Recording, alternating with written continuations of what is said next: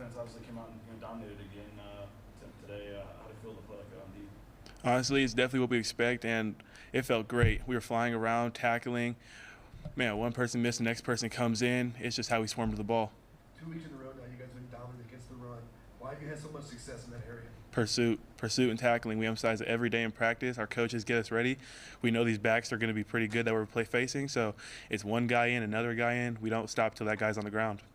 Talking with some of your teammates, and they were saying that you guys have kind of adopted this nickname, the Boneyard Boys, and it basically goes back to nobody wants to spend time at a boneyard, graveyard, or whatever. How much do you guys feel like you're kind of accomplishing that on the field for opposing offenses right now? I mean, UT Martin, the quarterback was decent, they had 9 first downs all day. I think the boneyard is definitely us, and man, we adopt what it is. No one wants to spend time in the boneyard. We make sure these offenses don't want to spend time with us on the field, because every time you get hit by one of our guys, we want you to feel it and get up, hold yourself up, and that's just how we are on our defense. We emphasize pursuit, tackling, and takeaways. That's all we need to do. With George Tarle's got a couple hits on the quarterback again. What does he do for you? What has he done for your guys' defense these last couple of games? George is a great person. He's first off a leader on our team, so that's why he comes out every day. He has energy, and with the pass rush game, stopping the run, man, great person to have on the field with you. You know he's going to lay his life on the line for you if he needs to, and that's the type of guy you want on there. I know Alexander Tucker filled in great last week, but still, what does it mean to get JL back when you guys' defense? JL is a great leader. First off, foremost, in our defensive back room, JL is a leader. So it's great to have him on the field because he's going to keep us going, keep us to not be complacent, keep us rolling. Like Tube definitely fills that spot as well because he's a hardworking person. But JL on the field, I feel offensive, sees zero, and it's like, okay, I don't know if I want to go that way. So he's definitely a person on the field that you have to pay attention to. After going 3-3 to home last year, how's it feel to get a win at home this year? Last year we definitely didn't do our job to protect the blue, but this year it's the first opportunity we've gotten, and we're going to keep it rolling.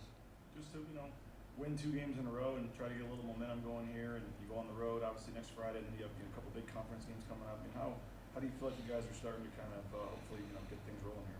I think we've decided that since last season we don't want to call it momentum. Each week's its own week. We want to come each week and dominate that week in its own, and that's how we want to do it each week so that we can scrap the wins and not get complacent. And next week, each team's its own battle, and that's how we look at it. The crowd noise was just pretty crazy, especially in that south end zone when you guys are on defense. I mean, how much does that help you guys do your job and get kind of fired up? It definitely helps because we make sure that we emphasize our communication to each other.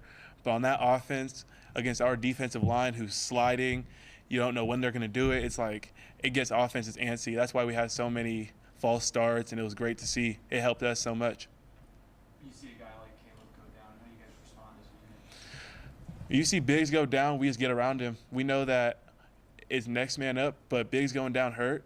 But we have to surround the guy that's up next so that he can go in and do his job and have no fear because we're confident in him as well.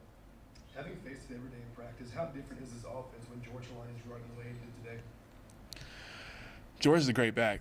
I think we've all seen it now. And going against George every day helps us get better as a defense, but also having him running the way he does today, which not even today, every day, to be honest. George runs hard every time he gets the ball. It helps the offense push the ball, and, man, it's just great to see because he's punishing defenders, making them not want to tackle him as well. Were you on that kickoff with the fumble? It looked like you were part of that. I think Tyler Crow ended up falling on it.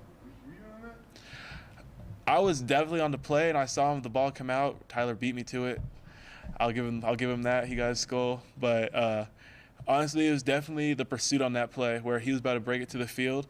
We all said no because we all saw what happened the week before. We said not this week, so we rallied to the ball. I think the return might have gone scared, dropped it. We hopped on it. We take the takeaways. Shay, we saw a couple of your teammates tweet. They thought it was like a little disrespectful the way that when Hank was injured coming off, that fans were cheering as Taylor was going on the field. I mean, did you feel that way too? I definitely feel I never want to hear someone cheer when a brother goes down. Regardless of who's going in next, I don't want to hear someone cheer for Hank being hurt because Taylor's going in. I have equal confidence in both of them, and I love both of them to death. They're both my brothers, so when someone gets hurt, I don't want to hear our own fans cheering. It hurts because as the brotherhood, we have to band together. And I know Hank's probably unfazed by it, but we have to protect our own. The defense allowed 112 yards in the score in the first half, and then only 40 yards and no scores in the second half. So were there any defense adjustments to help finish out this game? We adjusted because they had movers, and we just wanted to keep to our sides because we knew we could stop the run because they wanted to run the ball. We have one score in the first half, but after that, it was just to want to get to the ball, stop the ball, make sure that they no more explosive plays, and that's just flying around is what the adjustment was. I don't know how much you guys pay attention as players to some of the changes on game day, but they routed the Bronco walk a little bit and their fireworks. And for you, what was the best part about today? My favorite part is like the old one. I love the Garth Brooks Friends in Low Places. That's always been my favorite part because like you get to look to your brother to right, and like we've been through highs, lows together. So look at them to sing that song together is my favorite part. You mean like in game when they start playing it? In game, because we even though most of the times during a timeout, and it's like you can still look around, see your brother to your left, and it's like, okay, we've been in low places. It don't matter what the score is.